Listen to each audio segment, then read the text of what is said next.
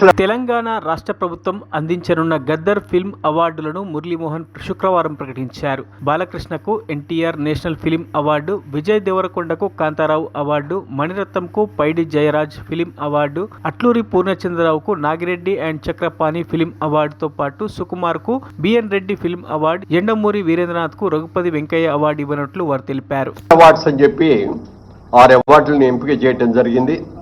ఈ అవార్డులో first award NTR national award.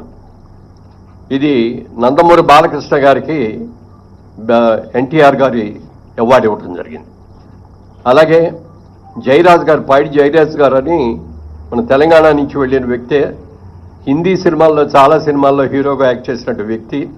వారి పేరు మీద కూడా మొట్టమొదటిసారిగా పైడి జయరాజ్ ఫిల్మ్ అవార్డు అని చెప్పి ఇండియన్ ఫిల్మ్ పర్సనాలిటీగా ఆయన్ని ఎంపిక చేయడం జరిగింది. దానికి మణిరత్నం గారికి ఇస్తున్నాం ఈ అవార్డుని. ఇది ఆల్ ఇండియా అవార్డు అండి. ఇది ఏ లాంగ్వేజ్ వాళ్ళైనా ఉండొచ్చు దీంట్లో, అందుకని మణిరత్నం గారికి అది ఇస్తున్నాం. Next B N Reddy film award for Telugu film director Shri Sukumar, ఆయన బెస్ట్ డైరెక్టర్. అలాగే 4లో Nagireddy Chakrapani film award Telugu film producer Atluri Purnachandra Rao గారు. అలాగే కాంతారావు గారి పేరును కూడా మొట్టమొదటిసారిగా రేవంత్ రెడ్డి గారు వీరి పేరు మీద కూడా ఒక అవార్డుని ఇవ్వటం జరిగింది.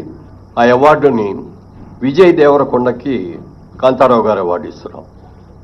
అలాగే రఘుపతి వెంకయ్య ఫిల్మ్ అవార్డు, ఇది అదర్ దాన్ ఫిల్మ్ ఆర్టిస్ట్, అంటే కేటగిరీలో ఫిల్మ్ ఆర్టిస్ట్ కాకుండా అదర్ వాళ్ళకి.